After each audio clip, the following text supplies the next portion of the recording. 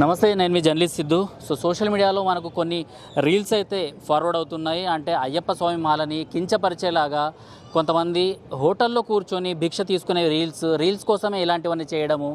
అంటే హిందూ ముస్లింల మధ్యన సఖ్యత అన్నది ఉండాలి, కానీ నిజంగా ఇలాంటివి చేస్తేనే ఒక మతం ఇలాంటివి చేస్తేనే నిజంగా గంగా జమున తేజీబ్ అనేసి కొంతమంది చెప్తున్నారు. అయితే మనతో పాటు ఇక్కడ మాదాపూర్లో అయ్యప్ప ఆలయం ఏదైతే ఉందో ఇక్కడికి మనం వచ్చేసాము. ఇక్కడ కొంతమంది స్వామీజీలు ఉన్నారు, వాళ్ళని అడిగి తెలుసుకుందాం. స్వామి, ఒకసారి చెప్పండి, ఈ వీడియో చూస్తే మీకు ఏమనిపిస్తుంది? అంటే హోటల్లో కూర్చొని ఇలాంటివి, అంటే అయ్యప్ప స్వామి మాలధారణ చేసిన తర్వాత మనం కనీసం మన ఫ్యామిలీ వాళ్ళతో కూడా కూర్చొని తినము. అలాంటిది ఇక్కడ ఎవరో వడ్డిస్తున్నారు, అండ్ అది కూడా మసాలా ఫుడ్ ఇవన్నీ కనిపిస్తున్నాయి మనకు. మీకు ఏమనిపిస్తుంది? అంటే రీల్స్ కోసం ఇలాంటివి చేస్తున్నారు. అది చాలా తప్పు స్వామి. అలా చేయడం అనేది చాలా తప్పు. మన గురుస్వాములు అట్లా నేర్పలేదు మనకు. మనము ఎక్కడి నుంచో మనది ఫస్ట్ హిందూయిజం నుంచి అలా ఎప్పుడు మనం చేయలేదు. ఎప్పుడైనా కానీ ఏదైనా అయ్యప్ప దీక్ష తీసుకున్నప్పుడు, అయ్యప్ప దీక్ష కాదు వేరే దీక్ష ఏది తీసుకున్నా కానీ, ఏదైనా కానీ మనం నార్మల్గా ఇలా హోటల్స్కి వెళ్ళి తినకూడదు. నార్మల్గా మనం ఒకళ్ళంత తినాలంటే పక్కన చుట్టుపక్కల ఉన్న గుడిలోకి వెళ్ళి అక్కడ మనము భిక్ష తీసుకోవాలి. ఏదైనా కానీ చుట్టుపక్కల గురుస్వాములను అడిగి కనుక్కొని తినచ్చా తినకూడదా అని అలా చేయాలి. ఇదేది తప్పు, చాలా తప్పు. సో మీరేమంటారు దీనిపైన? ఇలాంటి వీడియోస్ రీల్స్ కోసం ఇలాంటి వీడియోస్ చేస్తున్నారు కొంతమంది. ఒకవేళ మనం అలా తీసుకోవాలన్న బ్రాహ్మిన్ హోటల్స్, అలా హోటల్స్లో అక్కడి నుంచి తీసుకొని వెళ్ళి ఇంటికి వెళ్ళి పూజ చేసుకొని తినడం బెటర్ అంట. బట్ కూర్చొని మసాలా దినుసులు ఇవన్నీ ఉన్నా, అంటే మీరు ఎలాంటి భిక్ష తీసుకుంటారు ఇక్కడ? ఇప్పుడు సాత్విక ఆహారం. బట్ ఇక్కడ మీరు చూసుకుంటే ఇక్కడ ఆహారాన్ని మీరు ఇక్కడ క్లియర్ కట్గా చూస్తే మీకు జీరా రైస్, దాల్ మఖని ఇలాంటివన్నీ కనిపిస్తున్నాయి. స్వామి శరణమయ్యప్ప, ఇది నాది 9వ స్వామి శరణం. సో అయ్యప్ప అంటే సింప్లిసిటీ. ఈ 41 డేస్ అనేటువంటిది స్వామి అనుగ్రహం ఉంటేనే ప్రతి ఒక్కరు మాలేసుకుంటారు. ఇది బేసిక్ కాన్సెప్ట్. సో ఈ 41 డేస్లో అయ్యప్ప స్వామి ఏం చెప్పారంటే సాత్విక ఆహారాన్ని మ్యాక్సిమం సేకరించమన్నారు. కారణం ఏంటంటే దీనివల్ల మన ఆరోగ్యానికి కూడా చాలా మంచిది. సో బేసిక్గా 365 డేస్లో ఈ 50 డేస్ అనేటి వల్ల మన యొక్క ఆరోగ్యం అనేటువంటిది చాలా మటుకు సెట్ అవుతుంది. ఎనీ సైడ్ ఎఫెక్ట్స్ ఏమైనా ఉన్నా కూడా మార్నింగ్ ఉదయం స్నానం చేయటం, మధ్యాహ్నం సాత్విక ఆహారం, నైట్ అల్పాహారం. మీరు మీ ఫ్యామిలీ వాళ్ళతో కూర్చొని తింటారా? స్వామి శరణం తిన్న స్వామి మ్యాక్సిమం ఒక్కడనే నేను తింటాను. నేను ఇంట్లో ఎప్పుడైనా కూడా నేను ఒక్కడనే. ఇక్కడ మనం చూసుకుంటే మాత్రం ఇక్కడ వేరేది కనిపిస్తుంది కదా ఈ వీడియోస్లో. అంటే స్వామి శరణం వడ్డించడం ఓకే, కాకపోతే వీళ్ళు టెంపుల్ దగ్గరకు వచ్చి వడ్డించి వాళ్ళు రీల్స్ చేసుకుంటే ఓకే, బట్ వాళ్ళు ఒక హోటల్కి పిలిపించి సో అక్కడ వడ్డించడము అంటే దీన్ని చెప్పడం సందర్భాన్ని బట్టి మనం మాట్లాడుకోవాలి. దాన్ని మనం కామెంట్ చేయకూడదు, అది వాస్తవంగా. సో నేనేం చెప్తున్నా అంటే అయ్యప్ప స్వామి యొక్క దీక్షని ప్రతి ఒక్కరూ 50 డేస్ ఎవరైతే చేస్తారో వాళ్ళకి అన్నదాన ప్రభువే శరణమయ్యప్ప. సో నేను జస్ట్ వన్ ఎగ్జాంపుల్ చెప్తాను. ఇదివరకు మొన్న కార్తీక పౌర్ణమి నుంచి మాల ఎక్కువ స్టార్ట్ అయినాయి. సో అప్పటికే కొన్ని చోట్ల ఇంకా అన్నదానం స్టార్ట్ కాలా. నా లైవ్ ఎగ్జాంపుల్ చెప్తాను అయ్యప్ప స్వామి గురించి. ఇక్కడ నేను గుడికి వచ్చాను, వేరే స్వామి వచ్చి ఇక్కడ నుంచి వేరే చోట తీసుకుని వెళ్ళాను అన్నదానం. So this is lord Ayyappa. So మనం ఈ దీక్షను ప్రతి ఒక్కళ్ళు మంచి గురించి మన యొక్క సనాతన ధర్మాన్ని ముందు తీసుకెళ్ళడానికి ట్రై చేయండి. స్వామి శరణం. వావర్ స్వామి చరిత్ర గురించి మీకు ఏమైనా తెలుసా? మీరు 9 సార్లు పోయానంటున్నారు కదా అక్కడ అయ్యప్ప స్వామికి. సో అయ్యప్ప స్వామికి వెళ్ళడానికి, అంటే అక్కడ వావర్ స్వామికి అయ్యప్ప స్వామికి ఉన్న చరిత్ర గురించి ఏమైనా? వావర్ స్వామి అనేటువంటి స్వామి ఆయన ఒక బందిపోటు దొంగగా మన యొక్క పురాణాలు చెప్పడం జరిగింది. సో ఈ ఏంటంటే స్వామి 14 ఏండ్లు మన ఇక్కడ ఉండి అక్కడ పంబ దగ్గర ఉండి, సో అతనికి ఆయన స్వామి బందిపోటు కొంతమంది అక్కడ ఏరియాలో ఉండి కొంతమందిని దొంగిలించడం జరిగితే ఈ స్వామి యొక్క స్వామి ఆయనతో ఫైట్ చేసినప్పుడు ఆయన ఒక్కసారికి ఆయన ఓడించడం జరిగింది. అప్పటి నుంచి వావర్ స్వామి ఈయనకి భక్తుడిగా మారడం జరిగింది. స్వామి చరిత్ర ఏ కాలానికి చెందింది అండ్ వావర్ స్వామిది ఎప్పుడు? అయ్యప్ప వావర్ స్వామి ఇది చాలా పురాతన కాలం స్వామి. బేసిక్గా చెప్పాలంటే అయ్యప్ప స్వామి చాలా కొన్ని వేల సంవత్సరాల క్రితం. మరి ముస్లిమ్స్ ఎప్పుడు వచ్చారు మన భారతదేశానికి? అది అంటే స్వామి వచ్చారు, కానీ ఆ సందర్భంలో అది జరిగింది, ఆ చరిత్ర మనం చెప్పుకుంటే మనం వస్తున్నాం. అది వచ్చారు, ముస్లిమ్స్ కూడా వచ్చినట్టు. చాలా మంది ఏమంటున్నారు అంటే హిందూ సంస్థల వాళ్ళు ఇలాంటి చరిత్రలన్నీ, అభూత కల్పనీయ చరిత్రలన్నీ మన టెంపుల్స్ దగ్గర తీసుకువచ్చి వాళ్ళ దర్గాల్ని కట్టేస్తున్నారు. అండ్ మనకి ఏవైతే రెవెన్యూ మన ఆలయాలకు ఏదైతే వస్తుందో ఇప్పుడు అంతే రెవెన్యూ వాళ్ళకి అక్కడికి వెళ్ళిపోతున్నాయి. అండ్ ఇలానే దర్గాలుగా మొదలుపెట్టి దాని తర్వాత వక్ఫ్ అదంతా ఆక్రమించేసుకుంటుంది అనేసి చాలామంది అంటున్నారు. దీన్ని ఆ విధంగా జరిగితే మాత్రం ప్రతి ఒక్క హిందువు ఖండించాలి దీన్ని. సో ఇలాంటి వాటిని మనం ఖండించాల్సిన పరిస్థితి కంపల్సరీ ఉంటుంది. స్వామి వావర్ స్వామి చరిత్ర గురించి మీకు తెలుసా? నేను ఫస్ట్ కన్యాస్వామి స్వామి ఇప్పుడు ఫస్ట్ టైం ఇది. అంటే కొంతవరకు తెలుసు నాకు వావర్ స్వామి గురించి.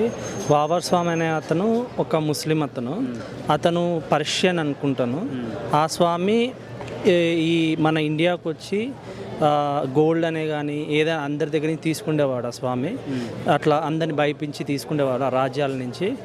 ఒక్కసారి ఏమైందంటే అయ్యప్ప స్వామి ఇట్లా తెలిసి ఇట్లా మీరు చేయడం తప్పు, ఇలా చేయకండి అని చెప్పి అతను చెప్పిన తర్వాత శబరిమలని కూడా వక్ఫ్ కిందకి తీసుకురావాలి అనేసి కేరళకు సంబంధించిన కొంతమంది అంటున్నారు. లేదు స్వామి, దీని గురించి ఏంటంటే ఆల్రెడీ అక్కడ ట్రావెన్కోర్ బోర్డు అనేటువంటిది ఆల్రెడీ ఉంది. కొన్ని సంవత్సరాల నుంచి ఏదున్నా కూడా they will take care. Lord Ayyappa recording. స్వామి శరణం, అయ్యప్ప శరణం. స్వామి, ఈ వీడియో గురించి ఒక్కసారి చూడండి. ఈ వీడియో చూసి మీరు ఏం మాట్లాడతారో మాట్లాడండి. ఎందుకంటే అక్కడ అయ్యప్ప స్వామి కనిపించట్లేదు. అక్కడ ఎలాంటి అంటే వాళ్ళు షర్ట్స్ కూడా ఇప్పుడు మీరు ఏదైతే ఇప్పుడు చేస్తారు కదా, భిక్ష తీసుకుంటారు కదా, ఎలా తీసుకుంటారు? మీరు షర్ట్స్ విప్పేస్తారా? కానీ ఇక్కడ అలాంటిదేం కనిపించట్లేదు. సో ఇలాంటి వీడియోస్ అది కోసం కేవలం రీల్స్ కోసం చేసినట్టే నాకు అనిపిస్తుంది. అక్కడ భక్తి శ్రద్ధలు అయితే లేవు. అక్కడ ఒక గురుస్వామి లేడు, చెప్పేవాళ్ళు లేరు, శరణాలు లేవు. అక్కడ ముస్లిం వ్యక్తులు వడ్డిస్తున్నారు. సరే, మరి ముస్లిం వ్యక్తులు శరణాలు చెప్తున్నారా? ఆ స్వాములు చరణాలు లేకుండా తింటున్నారు. ఆయన నాకు తెలిసి వాళ్ళు కంపల్సరీ చరణాలు చెప్పాలి, కంపల్సరీ చరణాలు చెప్పాలి. ఒక గురుస్వామి ఆధ్వర్యంలో ఉండాలి. ఇంకోటి హోటల్లో తినొద్దు, సన్నిధానంలో తినాలి, షర్ట్లు ఇప్పాలి, కండువాలు పైన వేసుకోవద్దు. అంతా నాకు తెలిసి ఇది ఒక పేటీఎం బేస్ లాగా అనిపిస్తుంది అంతే. సో చూసుకోవచ్చు మనం ఇక్కడ ఈ వీడియో ఏదైతే ఉందో ఈ వీడియోలో క్లియర్ కట్గా ఇక్కడ మనకు కనిపిస్తుంది. అంటే ఎలాంటి భోజనం తీసుకోవాలి, ఎలాంటి భిక్ష తీసుకోవాలి అనేసి మనకు ఇక్కడ క్లియర్గా కనిపిస్తుంది. రీల్స్ కోసమే కొంతమంది ఇలాంటివన్నీ చేస్తున్నారు. సో ఫైనల్గా మీరు దీని గురించి ఏం చెప్పాలనుకుంటున్నారు? ఇది కేవలం రీల్స్ కోసం అండి, సోషల్ మీడియా ట్రెండింగ్ కోసం, యూట్యూబ్ వ్యూస్ కోసము, సబ్స్క్రైబ్స్ కోసము, డబ్బుల కోసం అంతే. ఇది స్వామి, ఈ వీడియో మీరు చూసినరా? ఇలాంటి భిక్ష ఎప్పుడైనా చూసినరా మీరు? ఫస్ట్ టైం అంటే ఇంత లగ్జరియస్గా ఇప్పుడు అయ్యప్ప స్వామి దీక్ష అన్న కూడా మనం కింద కూర్చుంటాము, ఎలాంటి చైర్స్ ఇవన్నీ యూజ్ చేయము, ఎలాంటి పరుపులు దిండ్లు ఇలాంటివన్నీ యూజ్ చేయము. బట్ అయినా కూడా ఇక్కడ చాలా లగ్జరియస్గా కూర్చోబెట్టి భిక్షను ఇస్తున్నారు. భిక్ష ఇవ్వడం గొప్ప కాదు, బట్ ఎలా ఇవ్వాలి అన్నది కొన్ని రూల్స్ ఉంటాయి, ఎలా తీసుకోవాలనేది కూడా స్వాములకు మీకు కొన్ని రూల్స్ ఉంటాయి. సో మీరేమంటారు దీనిపైన? సార్, స్వామి యాక్చువల్గా అది భిక్షానే అన్నారు స్వామి. వాళ్ళు ఏదో రెస్టారెంట్లో వెళ్ళి నార్మల్గా మాల వేసుకొని అక్కడ కూర్చొని తిన్నట్టుగా ఉంది. భిక్ష అంటే ఇక్కడ మీరు చూసారు కదా, కింద కూర్చొని అందరి మధ్యలో కూర్చొని అలా తింటే దాన్ని భిక్ష అని అంటారు. వాళ్ళు ఏదో పార్టీకి వెళ్ళి పార్టీ చేసుకున్నట్టుంది స్వామి. అండ్ వావర్ స్వామి గురించి, వావర్ స్వామి చరిత్ర మీకు ఏమైనా తెలుసా? అసలు వావర్ స్వామి ఎవరు అనేసి? వావర్ స్వామి అయ్యప్ప స్వామి చిన్నగా ఉన్నప్పుడు 12 ఏళ్ళ కింద అయ్యప్ప స్వామి పులిపాలు తీసుకురానికి పోతే అక్కడ బందిపోటు కనిపిస్తాడు. ఒక దొంగ, అడవిలో దొంగ వచ్చే దారి దోపిడీ చేసేవాడు.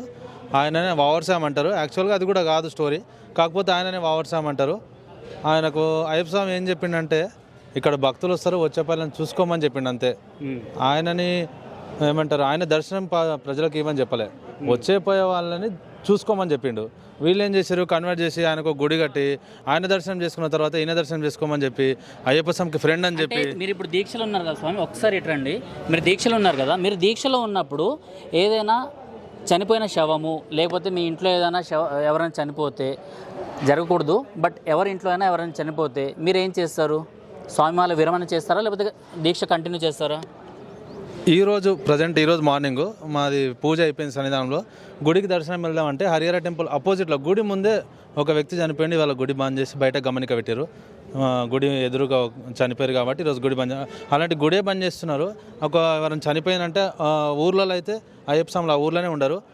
మొత్తం ఆ కార్యక్రమం అయిపోయిన తర్వాత పొలిమేర దాటి బయటికి వెళ్ళి కార్యక్రమం అయిపోయిన తర్వాత మళ్ళీ తిరిగి వచ్చి స్నానాలు చేసుకొని భోజనం చేసుకొని సన్నిధానంలో పూజ చేసుకుంటారు. సమాధి దగ్గరికి వెళ్ళి అక్కడ మొక్కేసి దాని తర్వాత అయ్యప్ప స్వామి దగ్గరకు వెళ్ళడము, దీన్ని అది చెప్తున్నాం కదా సార్, స్టోరీలు ఇవన్నీ ఇవన్నీ స్టోరీలు.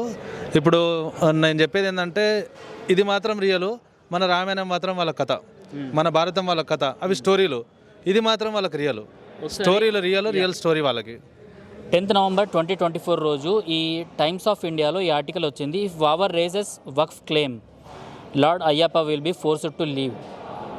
అంటే వక్ఫ్ అక్కడ వావర్ స్వామి ఏదైతే ఉన్నారో ఆ ప్లేస్ని మేము క్లెయిమ్ చేసుకుంటాము అండ్ దాంతోపాటు శబరిమలని కూడా క్లెయిమ్ చేసుకుంటాం అనేసి వక్ఫ్ అక్కడ వరకు వచ్చింది. దీనిపైన నేను అదే అంటున్నాను సార్. ఇప్పుడు వక్ఫ్ అయ్యప్ప నమ్ముతుంది, అయ్యప్ప ఉన్నాడని నమ్ముతుంది, అయ్యప్ప చరిత్ర నమ్ముతుంది.